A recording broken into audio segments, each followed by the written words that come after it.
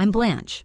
I'm 34, and I'm sitting in the condo I bought 3 years ago on a mortgage, staring at this email from my company's HR department. They want me to go work at our European branch for 2 whole years? 2 years. That's a long time to be away from home. I work for this big tech company, and honestly, I have a pretty good position there. The money is decent too, which is how I got this place. It's nothing fancy, but it's mine, you know? Well, mine and the bank's for now. I still have a lot of mortgage payments left, but here's the thing. I can't just leave this condo empty for 2 years. That would be stupid.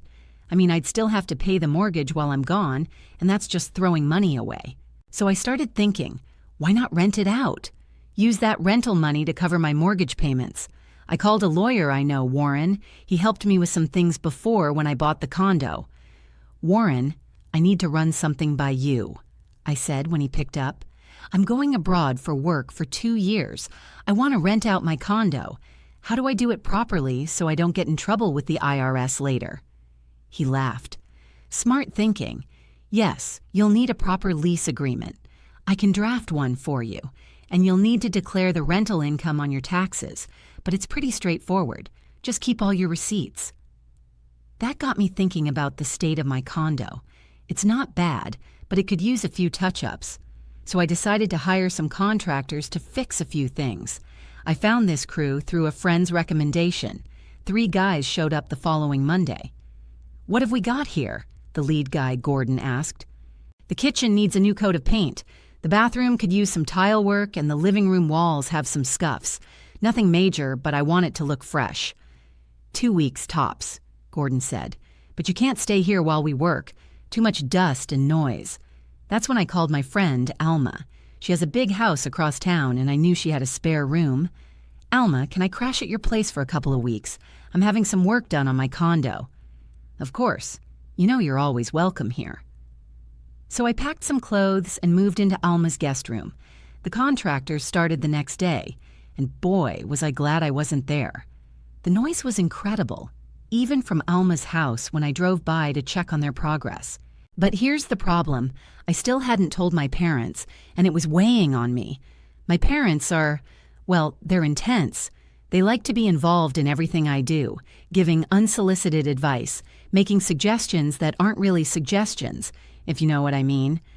My sister, Bessie, is 8 years younger than me, so she's 26.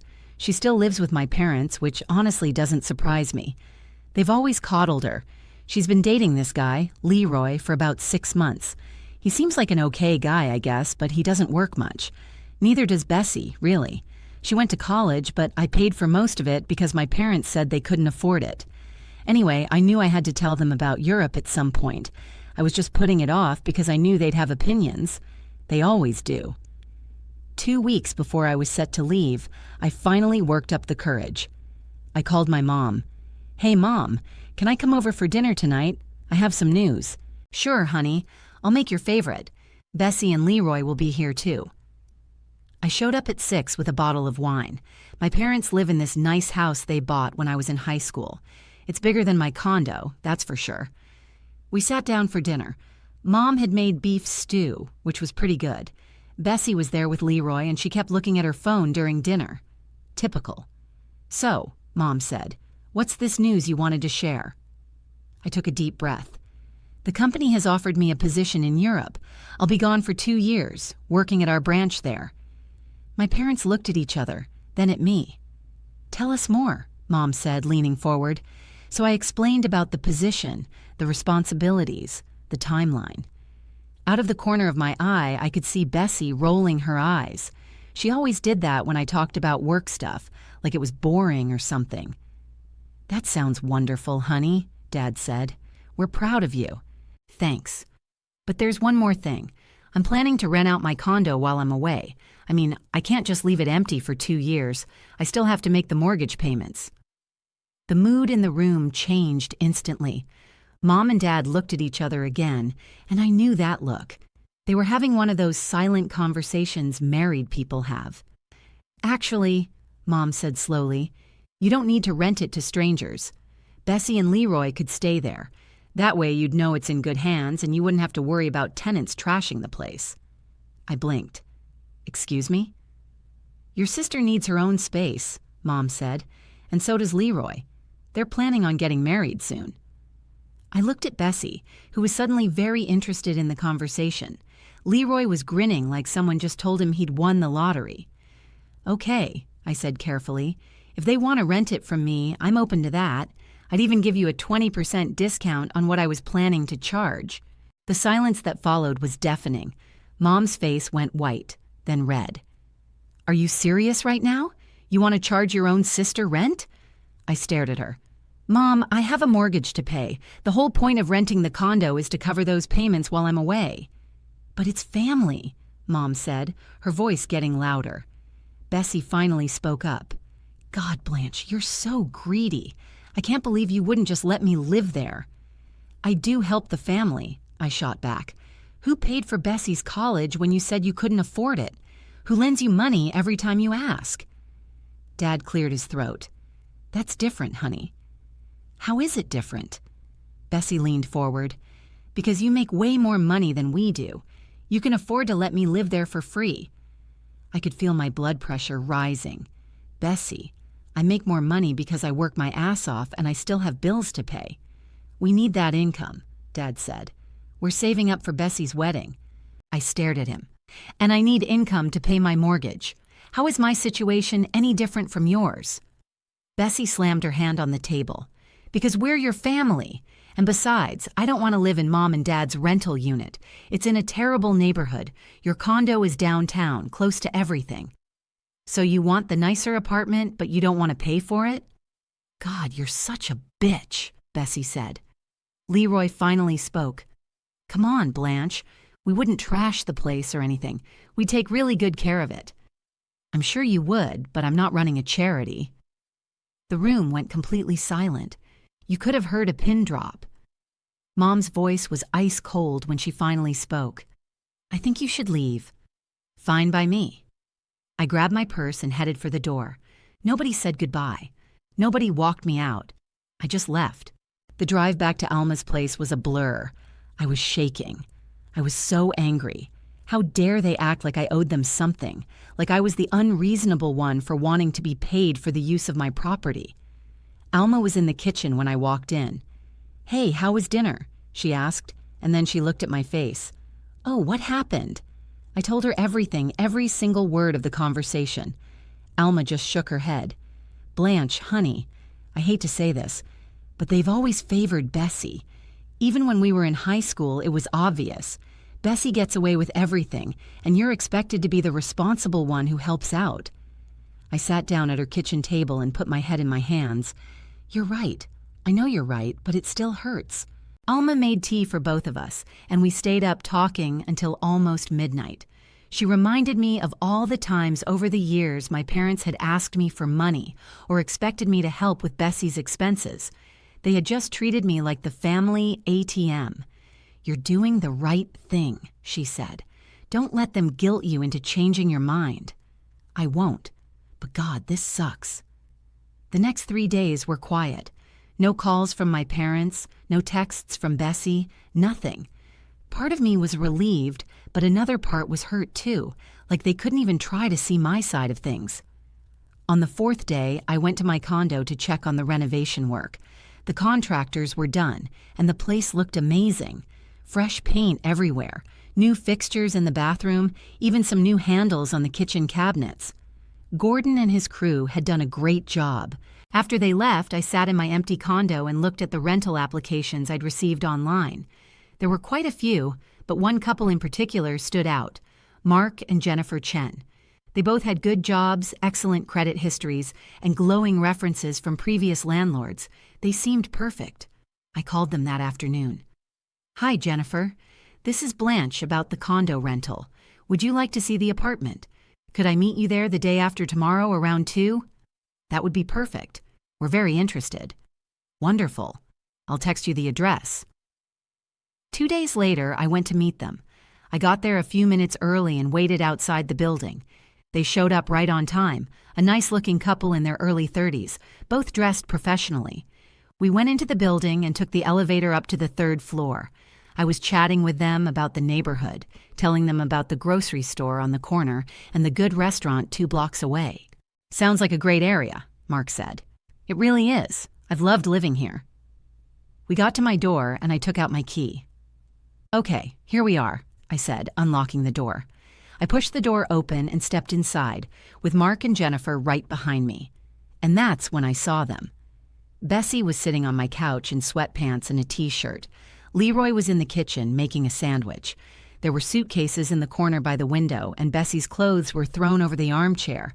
I felt like I'd been punched in the stomach. "What the hell?" I said. Jennifer and Mark were standing behind me in the doorway, clearly confused. Bessie looked up from the couch like nothing was wrong. "Oh, hey, Blanche, you should have called." "Called? This is my apartment." Leroy turned around from the kitchen counter, still holding his sandwich. "Hey," he said to Mark and Jennifer, like this was totally normal. Mark and Jennifer looked at each other, and then at me. Jennifer said quietly. "Is this a bad time?" "No, it's not a bad time," I said, my voice rising. "These people are not supposed to be here." Bessie stood up. "Actually, we are. Mom gave us the key yesterday. We're going to be living here while you're gone." I stared at her. "She did what?" "The spare key you gave her when you bought the place. She gave it to us yesterday. We moved in last night." My hands were shaking. Jennifer touched my arm. "Maybe we should come back another time," she said softly. "No, wait," I said. But I could see on their faces that they were done. This was too weird, too awkward. "We'll call you," Mark said, but I knew they wouldn't. They left, and I heard their footsteps disappearing down the hall. I turned back to Bessie and Leroy, who were looking at me like I was the one being unreasonable. "Get out," I said. "We're not going anywhere," Bessie said. "Mom said we could stay here." Leroy nodded. "Yeah, and don't worry about the utilities or anything. We figure you can just keep paying for those yourself." I pulled out my phone and dialed my mom's number. My hands were still trembling with rage, and I could feel Bessie and Leroy watching me from across the room. Mom answered on the 3rd ring. "Did you really give Bessie the key to my condo?" I asked, without any greeting. Mom's voice took on that defensive tone she always used when she knew she was wrong, but didn't want to admit it. "Bessie needs a place to stay, and you're being selfish about this whole thing. I thought if they just moved in, you'd see how silly you're being." I couldn't believe what I was hearing. "Mom, this is trespassing. They don't have permission to be here. Don't be dramatic. They're family. I don't care if they're the Pope. This is my apartment, and I did not say they could live here." I told her about Mark and Jennifer, how they'd left because of this mess, how embarrassing it had been. Mom just kept saying I was overreacting and being greedy. I hung up on her. Behind me, Bessie was laughing. "You should have seen your face when you walked in here," she said to Leroy. "It was priceless." That was it. I walked out of the apartment without another word to them. I sat in my car in the parking lot and called 911. "I need to report a trespassing," I told the dispatcher. "There are people in my apartment who do not have permission to be there." The dispatcher took my address and said they'd send officers. I told them I'd meet them in the lobby. 20 minutes later, 2 police officers showed up, Officer Martinez and Officer Kim. I explained the whole situation as we rode up in the elevator, that I was leaving for Europe, that my family wanted me to let my sister live there for free, that my mother had given them my spare key without my permission. We got to my door and I unlocked it with my key. Bessie and Leroy were still there, but now they looked nervous seeing the cops. "What's going on?" Bessie asked, but her voice wasn't as confident as before. Officer Martinez stepped forward. "We need to see some ID from both of you." They handed over their licenses, and Officer Martinez looked them over. "Ma'am," he said to me, "can you confirm that you did not give these individuals permission to be in this apartment?" "That is correct. I did not give them permission." Officer Kim turned to Bessie and Leroy. "Do you have any documentation that shows you have a right to be here? A lease agreement? Anything like that?" Bessie looked terrified. "Our mom gave us the key. She has a spare." "The owner of the apartment is standing right here," Officer Martinez said, "and she's telling us you do not have permission to be here. You need to gather your things and leave within the next hour." That's when Bessie completely lost it. She started screaming at me, calling me things I won't repeat. She said I was ruining her life, that I was a terrible sister, that I'd always been jealous of her. Then she tried to lunge at me. Officer Kim grabbed her arm before she could reach me, but Leroy made it worse. When he saw the cop holding Bessie's arm, he shoved Officer Kim. "Get your hands off her!" That was a mistake. Both officers immediately moved to restrain Leroy, and within seconds he was on the floor in handcuffs. Bessie was screaming even louder now, and when she tried to kick Officer Martinez, she ended up in handcuffs too. "You're both under arrest," Officer Martinez said. "Trespassing and assault on a police officer." They read them their rights as I just stood there, watching. My sister and her boyfriend being arrested in my condo. The officers escorted them out in handcuffs. Bessie was still screaming as they led her down the hall, but now she was crying too. After they were gone, I sat on my couch and just breathed for a minute. The apartment was quiet, but there was still evidence of their brief occupation everywhere. Their clothes, their suitcases, some food in the kitchen. I spent the next 2 hours packing all of their things back into their suitcases. I wasn't gentle about it. I just shoved everything in and zipped them up. Then I called a courier service and had them pick up the bags and deliver them to my parents' house. I did not want to deal with that myself. While I waited for the courier, I called a locksmith I knew. The building manager had recommended him when I first moved in. "Hi, this is Blanche from apartment 3B. I need to have my locks changed today if possible. Right now." He said he could be there in an hour. True to his word, he showed up with his tools and installed brand new locks in 30 minutes. I now had completely new keys, and my parents' spare was useless. While he was working, my phone was blowing up. My parents, calling again and again. I didn't answer. Then the texts started. My mother sent message after message about how I was a terrible daughter, how selfish I was, how I was destroying the family, how I was a monster for having my own sister arrested. I didn't reply to any of them. The next morning, Officer Martinez called me. "We wanted to let you know that your sister and her boyfriend spent the night in jail. They're asking if you want to press charges." I thought about it for a minute. Part of me wanted to, but they were still family even if they were acting like idiots. "No, I don't want to press charges for the trespassing. But what Leroy did to your officer, that's up to you guys. He'll probably get a fine in community service, maybe some anger management classes." "Not my problem," I said, and I meant it. I realized I was running out of time to find tenants on my own. I only had a week left before I had to leave for Europe, and I'd already lost Mark and Jennifer because of this mess. I called my friend Milton, who's a real estate agent. "Milton, I need help. I'm leaving for Europe in a week, and I need to get my condo rented fast. Can you help me?" "Of course. Send me pictures of the place and I'll get it listed properly. I'll handle the showings and everything. You just focus on getting ready for your trip." That was exactly what I needed to hear. I spent the rest of the day taking pictures of the condo and sending them to Milton, along with all the details about the rent and lease terms. 3 days later, I flew to Europe. 2 weeks later, Milton called to tell me he'd found perfect tenants and the lease was signed. Living in Europe turned out to be amazing. The work was challenging, the city was beautiful, and I was making good money. Best of all, I was getting the rent payments from my condo every month, which covered my mortgage perfectly. Milton had found a great couple, both doctors, who took excellent care of the place. For the first month after I left, my phone was blessedly silent. No calls from my parents, no angry texts from Bessie. It was like they had just cut me out of their life, and honestly, I was fine with it. The peace was incredible. Then my Aunt Lena called. She's my dad's sister and has always been the most reasonable person in our family. "Blanche, honey, how are you settling in over there? Listen, I wanted to tell you about the situation with Bessie's wedding."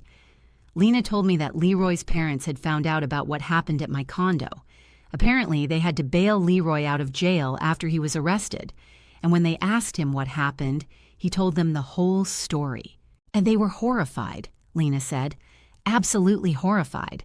They called your parents and told them they were disgusted with the whole thing. They also said they thought Bessie was a spoiled brat.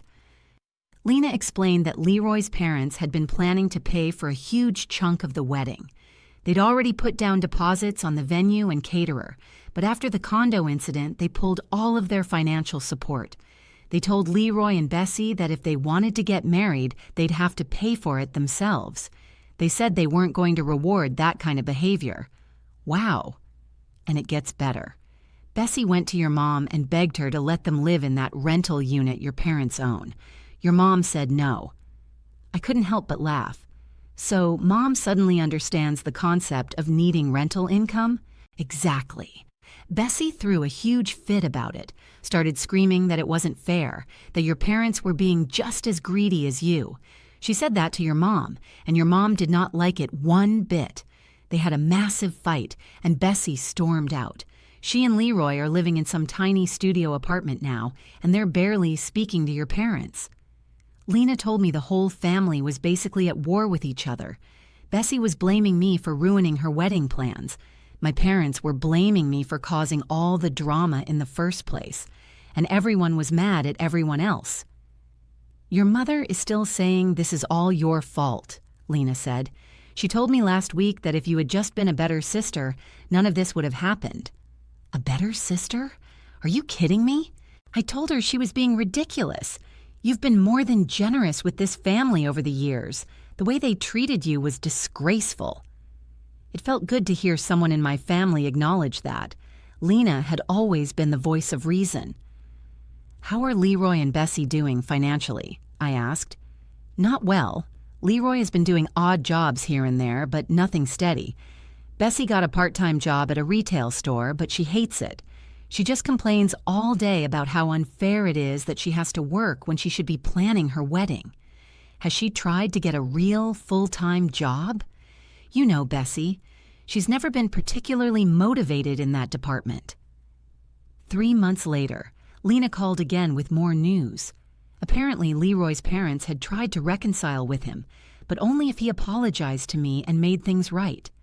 Leroy refused, Lena said. He said he didn't do anything wrong, that you overreacted by calling the police.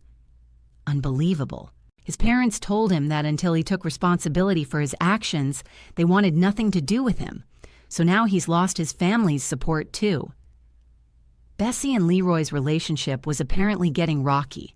The stress of no money, no family support, and no wedding plans was taking its toll. They were fighting constantly. Bessie called your mom in tears last week, Lena said, begging her to talk to you to convince you to help them out somehow. What did Mom say? She said she wasn't going to call you because you had made it clear you didn't care about the family. Good, because I wouldn't have answered anyway. 6 months into my European assignment, I was thriving. My condo was still generating steady rental income. My mortgage was being paid on time, and I was building up a nice savings account from my overseas salary. The work was interesting, and I'd made great friends among my international colleagues. I hadn't heard from my parents or Bessie in months, and that was exactly how I wanted it. Lena still called every few weeks to check in and give me updates, though I'd stopped asking for them. I didn't really care what happened with Bessie and Leroy anymore. They'd made their choices, and now they were living with the consequences. You know, Lena said during one of our calls, I'm proud of you for standing your ground. Your parents always just expected you to be the responsible one who fixed everyone else's problems. It was about time someone said no. I just got tired of being taken for granted. As you should have. You worked hard for what you have. Nobody has the right to just take it from you, family or not. Now, as I sit in my European apartment looking out at the city lights, I don't feel any guilt. I made the right decision. My condo is well cared for, my bills are paid, and I'm living my life on my own terms. Sometimes family isn't about blood. Sometimes it's about the people who actually respect and support you. And sometimes the healthiest thing you can do is walk away from the people who only see you as a source of money or favors.